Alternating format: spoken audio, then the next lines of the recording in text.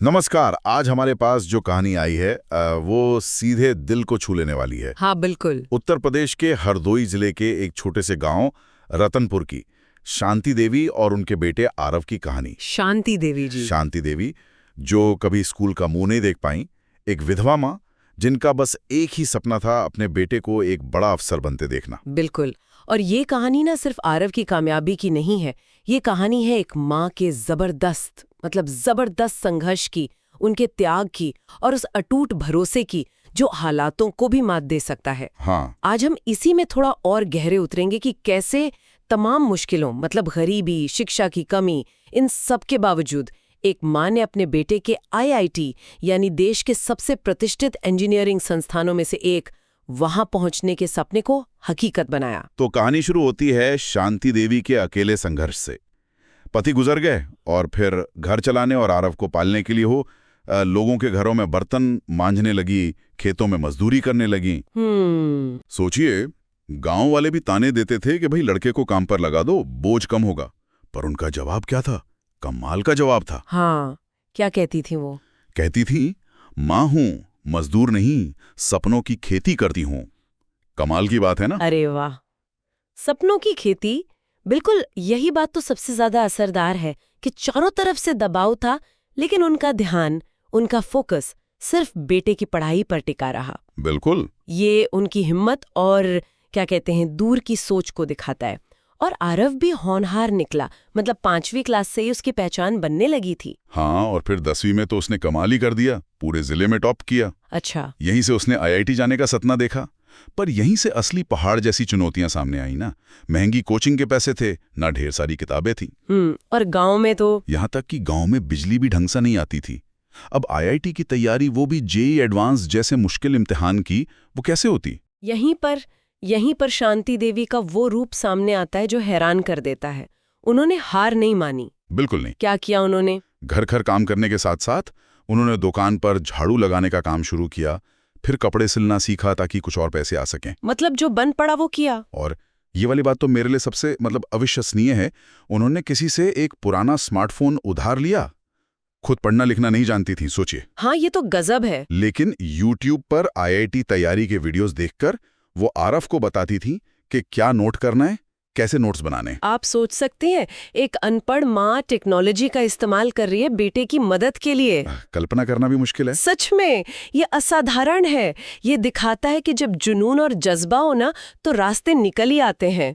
और ये सिर्फ पैसों की कमी पूरी करने की बात नहीं थी।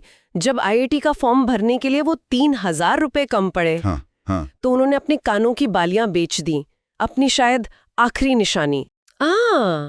ऐसा किया उन्होंने। हाँ, और सोचिए, गर्मियों में जब बिजली चली जाती थी तो वो रात भर हाथ वाले पंखे से आरव को हवा करती थी ताकि वो बिना रुके पढ़ सकें।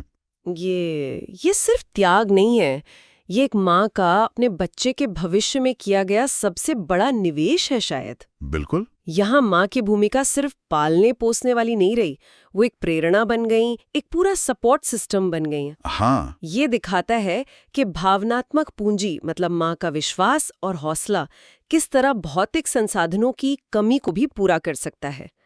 हालांकि ये सवाल जरूर मन में आता है कि हमारे समाज में ऐसी नौबत ही क्यों आए कि शिक्षा के लिए किसी माँ को ऐसी कुर्बानी देनी पड़े। बिल्कुल सही बात है, ये सोचने वाली बात है। खैर, इतनी मेहनत के बाद आखिरकार वो दिन आया जिसका इंतजार था, जेईई एडवांस का परिणाम। हाँ, क्या हुआ? आरव की ऑल इंडिया रैंक आई 312। वाह, 312। और उसे आईआईटी बॉम्बे में एडमिशन मिल गया। आईआईटी बॉम्बे? हाँ, पूरे गांव में तो जैसे यकीन ही नहीं हुआ किसी को। जिस लड़के को लोग मजदूरी करने की सलाह देते थे, वो अब देश के टॉप इंजीनियरिंग कॉलेज जा रहा था। ये उस धारणा पर भी एक तरह से चोट थी कि भाई प्रतिभा सिर्फ बड़े शहरों या अमीर घरों में ही होती है। गांव से भी, मुश्किल हालातों से भी हीरे निकलते हैं। बिल्कुल। लेकिन सबसे भावुक पल तो शायद आईआईटी बॉम्बे के फंक्शन में आया। हाँ, वो नज़ारा। आप कल्पना कीजिए, एक तरफ सूट बूट पहने पढ़े लिखे अमीर माँ बाप, और उनके बीच शांति देवी अपनी साधारण सी साड़ी में खड़ी थी। थोड़ी झिझक रही होंगी, थोड़ी घबराहट भी होगी, पर आंखों में गर्व की चमक साफ दिख रही होगी। बिल्कुल। और फिर जब आरव मंच पर गया और उसने कहा, मेरी माँ पढ़ी लिखी नहीं है, हाँ, पर अगर ये यहाँ नहीं होती तो मैं यहाँ कभी नहीं होता। उफ, उस एक वाक्य ने जैसे सब कह दिया। सही में वो सिर्फ आरव की एकेडमिक जीत नहीं थी, वो शांति देवी के सालों के संघर्ष, उनके आंसुओं और उनकी उस अटूट हिम्मत की जीत थी।